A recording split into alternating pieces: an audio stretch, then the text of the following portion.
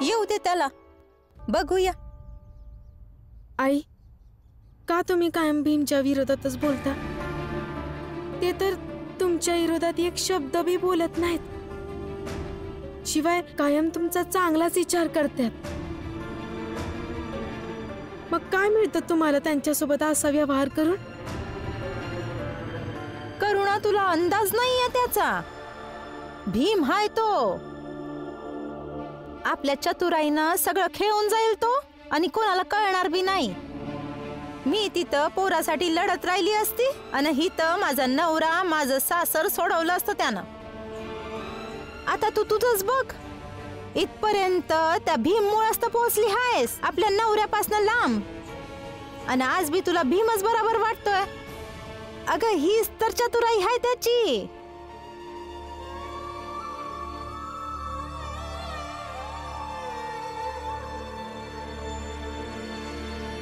बोलणं झालं त्यांच्याशी? हो. काय काय म्हणाल त्या? मी खूप समजावलं, पण त्या तयार नाही झाल्या. म्हणत होत्या की उद्या त्यांना त्यांचे पैसे परत हवेत.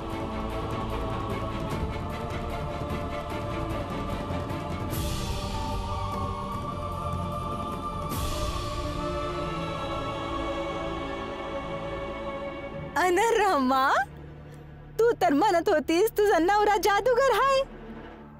खूप कमाल करतो तो तर. काही नाही झालं. तू हे बी म्हणत होतीस ना की मला घमंड नाही, विश्वास आहे त्यांच्यावर.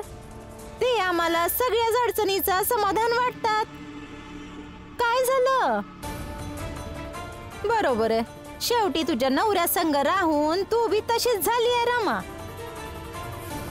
आणि हा करुणा, तू स्वतःबद्दल विचार कर आणि निर्णय घे. नाहीतर भीम आणि रमाच्या संग राहता राहता सगळं गमावून बसशील आणि नंतर समजल तुला.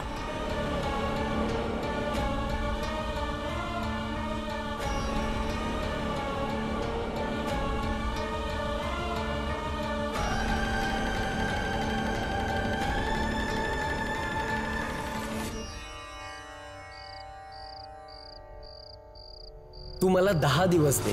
ह्या 10 दिवसात तू बरोबर आणि वहिनी चुकीची असल्याची एक स्पर्धा ठेवूया. जर तू जिंकलास तर मी हे मान्य करेल, नवरा नेहमी बरोबर असतो.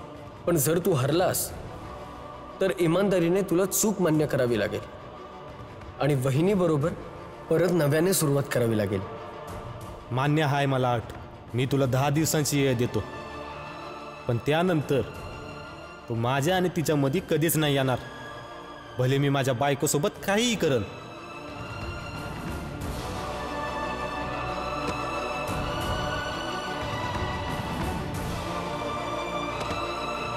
आता नातं तुटतंय तर तुटू दे, पण मी असं तुमच्या संग नाही येणार.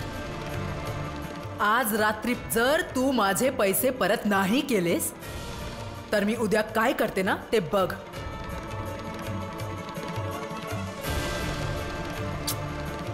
हे काय हाय? तुझी कुवत. तू माझ्याकडे 100 रुपये मागितलेस, पण मी तुला तेच दिले जी तुझी कुवत आहे. 1 पैसा.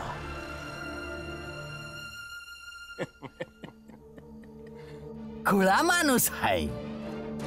याला अपेक्षा होती की मालक याला मदत करतील. एक चांगला पुरुष होता. अरे आपल्या स्वतःच्या मर्जीनं जगत होता आणि आपल्याच मनासारखं आपल्या बायकोला बी ठेवत होता. पण काय माहित नाही याला काय सुचलं का त्या भीमा संग पैज लावून बसला. आता तुम्हीच बघा, ना पुरुष राहिला, ना बायको राहिली आणि ना बिचाराचं आधी सारखं चांगलं सुखी आयुष्य राहिलं.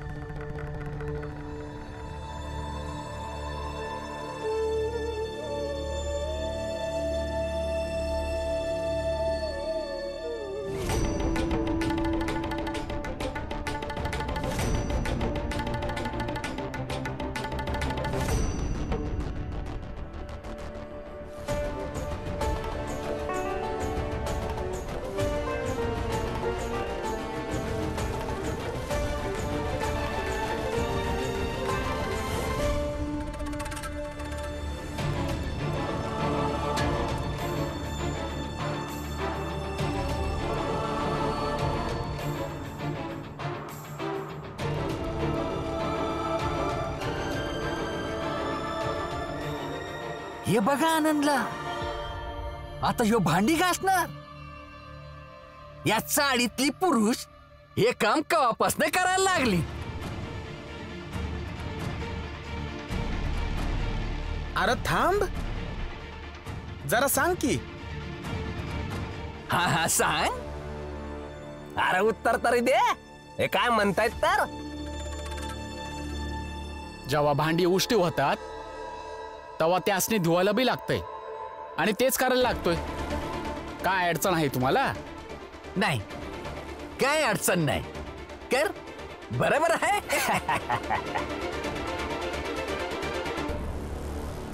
आनंद, हे बरं आहे. हेच तुला करायला पाहिजे होतं. भीम आणि बाला तर बायकांची कामं करतातच. आता तू बी भांडी घास. म्हणजे रामजीची तिन्ही पोरं कमी आणि गप्प बसा. एकदम गप्प बसा तुम्ही. तुम्ही तुमचं काम करणार का नाही?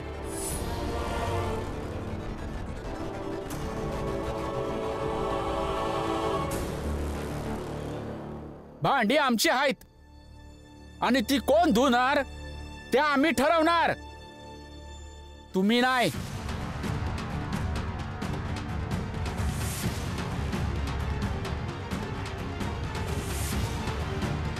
जेव्हा लक्ष्मी आमच्यासाठी बाहेर जाऊन पैसे कमवू शकते तर म्या बी तिच्यासाठी काम करू शकतोय आणि मला या गोष्टीवर काय लाज वाटत नाही.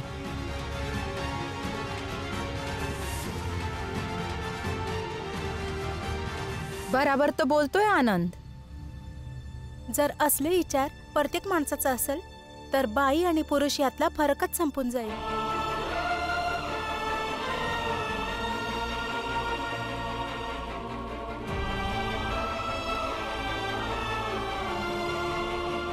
आणखी एक गोष्ट, पुरुष कसा असतोय ते मला तुम्ही नका शिकवू, कारण माझ्या नजरेत पुरुष तो असतो या जो आपल्या बायकोचा एक चांगला मित्र असतो या.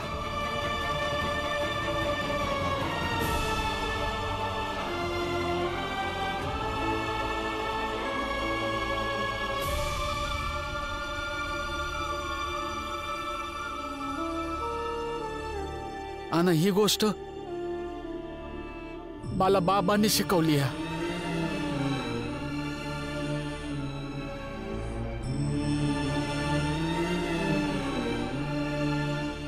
वय म्हणजे तू मला ऐकवतोयस की मी आजपर्यंत बाबांचं म्हणणं ऐकलं नाही आणि मला माझ्या बायकोचा मित्र बनून राहायला पाहिजे होतं? बाला दादा, मी हे सगळं तुम्हाला नाही ऐकवलं, पर वय हे मात्र नक्की म्हणीन, तुम्ही बी तुमच्या बायको संग मित्रासारखा राहावा. मला शिकवणार तू? तुझ्या मोठ्या भावाला शिकवणार? मी जसा आहे प्रत्येक नवऱ्याला तसाच राहायला पाहिजे. एकदम बरोबर नवरा आहे मी, एकदम चांगला आहे मी.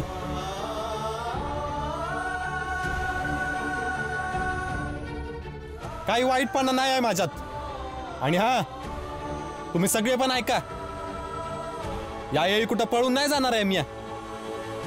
उद्या ती बाई भले कशी माझ्याकडून पैसे वसूल करून देत, तयार आहे मी.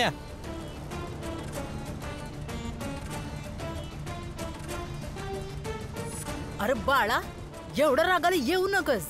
जर शांत डोक्याने विचार करशील तर सगळं समजेल. बाला, बायको आहे ती तुझी. शब्दा शब्दाला तू नवरा असल्याचा गर्व मध्ये आणशील तर तरच तुलाच होणार. बरोबर बोलतोय आनंद. तुझ्या बायकोचा मित्र हो, कायम खुश होशील बाळा. बस करा तुम्ही सगळे. ज्याला बघावं तो मला समजवायला येतो आणि माझ्याबद्दल कुणाला सहानुभूती दाखवायची काय बी गरज नाही हाय.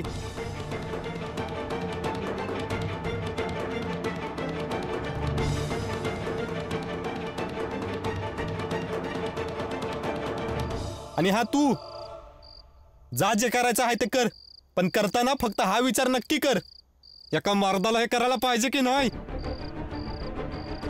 मग भले तू भांडी घास किंवा आपल्या बायकोच्या पदरामागे जाऊन लपून जा, मला काय करायचं आहे. बालाला तर काय अक्कलच नाही ना. बाला तर एकदम बेअक्कल हाय. अक्कल फक्त तुम्हालाच आहे. तुम्ही सगळे समजूतदार आहात. बालाला थोडीच समजतं काय. काही नाही कळत बाळाला. सगळे शिकवा बाळाला तुम्ही.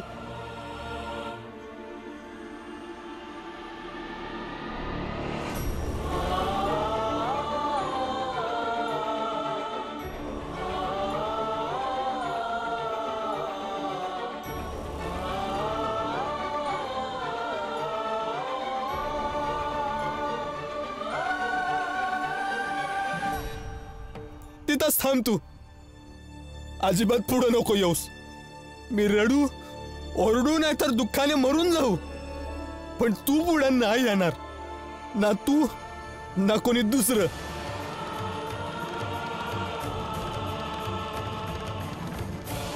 सगळ्यांना शपथ आहे आपापल्या घराची, परिवाराची आणि आपल्या कामाची. माझ्या इशाऱ्यात कोणी काहीच नाही बोलणार. मी बघून घेईन मला काय करायचं आहे ती.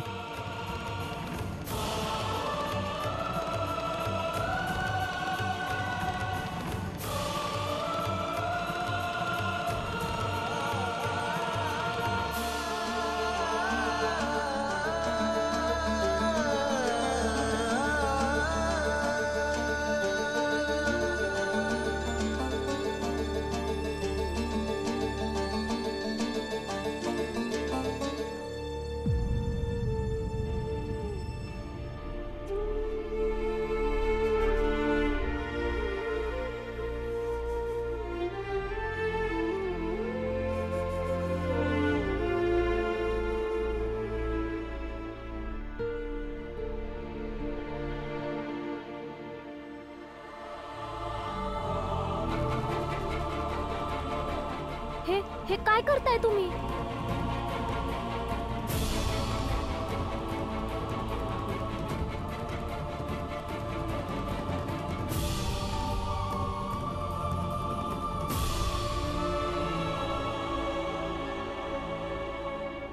जीवनात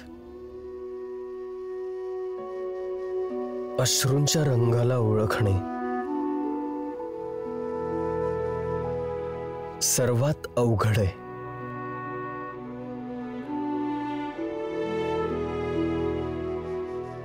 व्यक्ती जेव्हा रडतो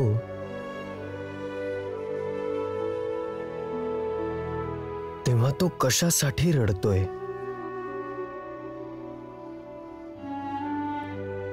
हे प्रत्येक वेळी समजल्या जाऊ शकत नाही.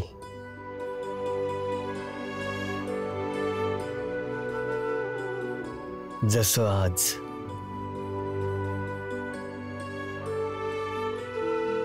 बाळादादा कशासाठी रडत होता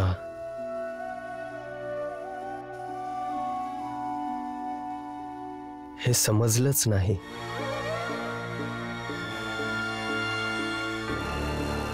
बाळादादा जे स्वतःला समर्थ समजतात त्यांना त्या अवस्थेतून काढायचा प्रयत्न केला जातोय, म्हणून त्यांना त्रास होतोय. त्यामुळे ते रडत होते.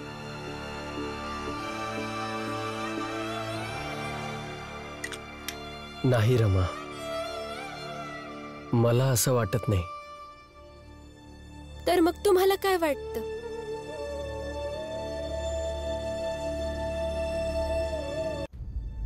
हे बघ रमा, मी बाळादादाला लहानपणापासून ओळखतोय आणि नेहमीच त्याला लोकांची सहानुभूती मिळवणं फार आवडतं. पण आज असं नाही झालं. शिवाय आज तर त्यांनी थांबवलं सगळ्यांना. तर मग हे रडणं कशासाठी असेल?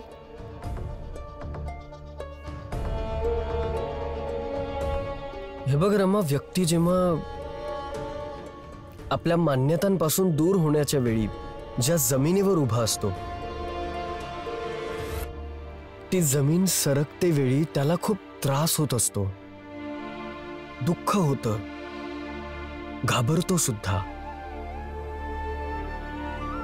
बाळादादा सोबत असंच काहीतरी होतंय आणि अशा वेळी व्यक्ती एकटा राहणं पसंत करतो आणि आपण त्याला एकटं राहू दिलं पाहिजे. म्हणजे बाळा दादा उद्या पैजेच्या शेवटच्या दिवशी पैज हारतील आणि ताई पैज जिंकतील.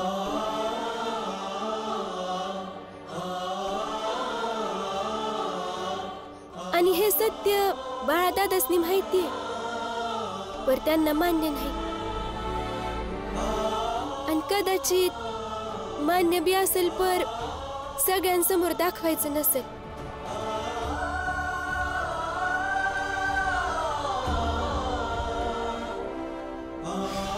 माहित नाही.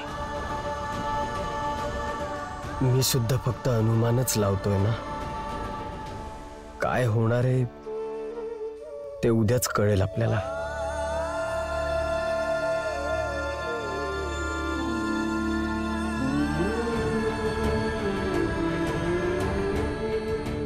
राहू दे की, ही जसा आहे तसाच ठीक आहे. फक्त उद्या रात्रीपर्यंतच मला असं राहायचंय.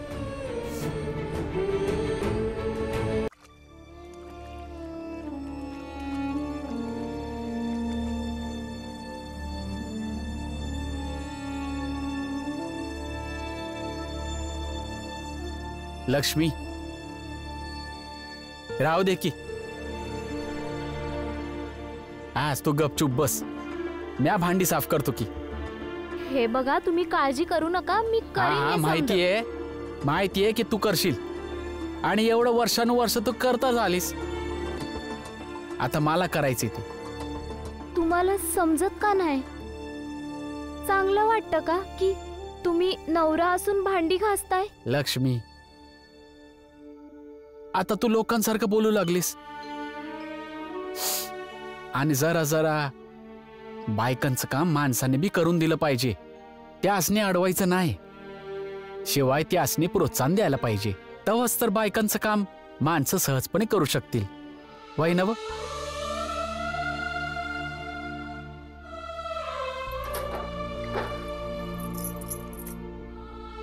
ठीक आहे, करा तुम्ही, मी नाही थांबवणार.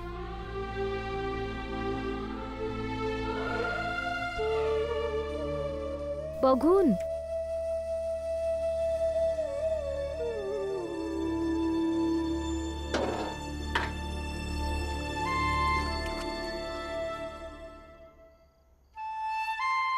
लक्ष्मी,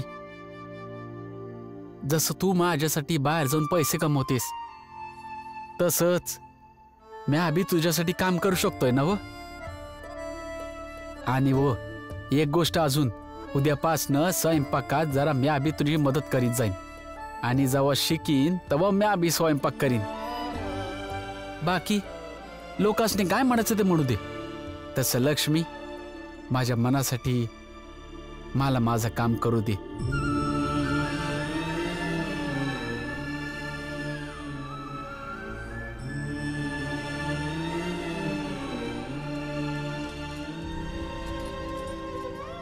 आता मी आधीसारखं आपल्या नवऱ्यासोबत त्यांचं बोलणं ऐकत मार खात अजून नाही जगू शकत. रमा लक्ष्मी सारखा नवरा,